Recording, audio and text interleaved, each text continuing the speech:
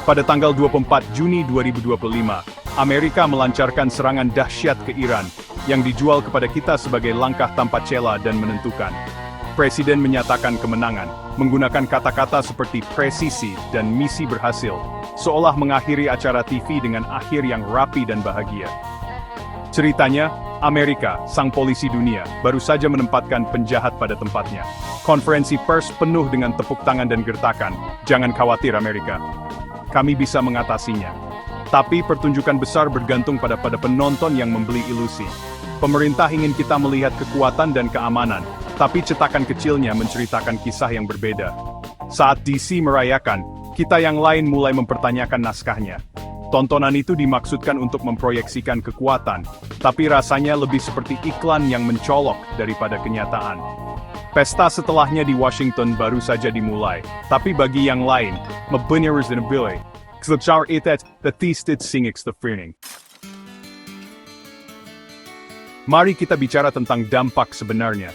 Ketika Anda mendengar serangan nuklir, Anda membayangkan film-film bencana, awan jamur, kehancuran. Tapi laporan Pentagon sendiri menunjukkan kerusakannya tidak seberapa. Sebuah tempat parkir, beberapa gedung pemerintah mengganggu, tapi tidak apokaliptik.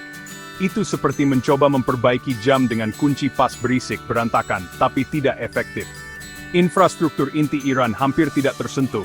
Serangan itu lebih merupakan lelucon kosmik daripada pukulan KO. Amerika pamer kekuatan, tapi pesannya campur aduk. Kami bisa melakukan yang lebih buruk, tapi kami tidak melakukannya. Untuk saat ini, kerusakan fisik minimal, tapi dampak psikologis baru saja dimulai. Iran mengganti beberapa jendela, Amerika bersiap untuk sesuatu yang lebih besar. Dampak sebenarnya, sebuah negara yang tegang, bukan dunia yang lebih aman. Sementara Gedung Putih merayakan, jajak pendapat Reuters Ipsos mengungkapkan kebenarannya.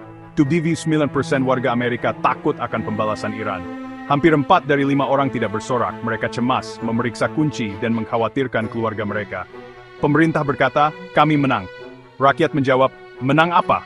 Tiket ke kota kecemasan? Ini bukan ketakutan abstrak, ini pribadi, tentang keselamatan ekonomi dan masa depan. Pemerintahan itu mengganggu sarang lebah, dan menyuruh kita untuk tidak khawatir tentang sengatannya. Warga Amerika tidak takut akan kekuatan Iran, mereka takut akan kecerobohan pemimpin mereka sendiri. Jak pendapat itu adalah mosi tidak percaya terhadap orang-orang yang membuat keputusan. Ketakutan sebenarnya, bahwa orang-orang yang berkuasa mengemudi secara membabi buta. Pemerintah menginginkan pertunjukan kekuatan, yang mereka dapatkan adalah tes stres nasional. 79% GAO. Dan untuk alasan korban paling mengejutkan dari serangan itu, tingkat persetujuan presiden. Pemerintahan itu mengharapkan lonjakan patriotik. Sebaliknya, mereka mendapatkan tatapan sinis nasional. Dukungan untuk serangan itu rendah, dan peringkat persetujuan anjlok. Logika publik, Anda mengganggu beruang, membuat kami takut, dan sekarang ingin tepuk tangan? Tidak, terima kasih. Serangan itu, yang dimaksudkan untuk menunjukkan kekuatan, hanya menyoroti ketidaksesuaian presiden dengan rakyat. Setiap upaya untuk memutarbalikkan sebagai kemenangan membuat segalanya lebih buruk. Pemerintahan itu pamer kekuatan untuk dunia, tapi warga Amerika hanya merasa lebih cemas. Kerusakan sebenarnya bukan di Iran, itu adalah kepercayaan antara rakyat dan pemimpin mereka.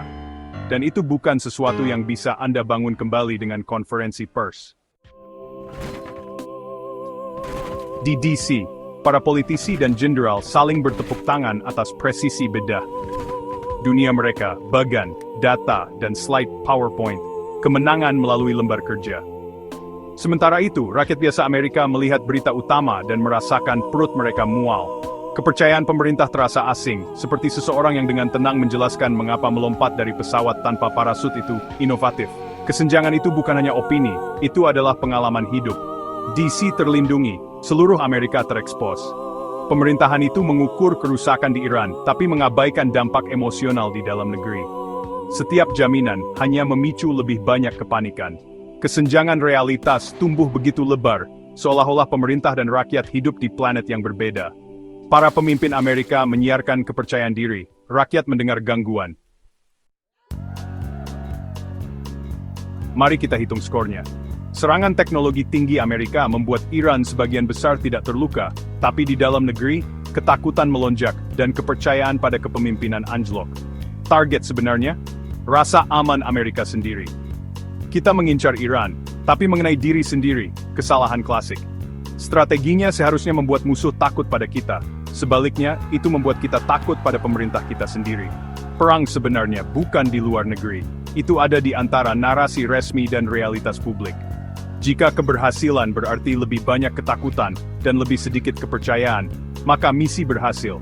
Tapi jika ini tentang membuat Amerika lebih aman, ini adalah bumerang yang spektakuler. Pada akhirnya, kita tidak hanya membom Iran, kita membom moral kita sendiri.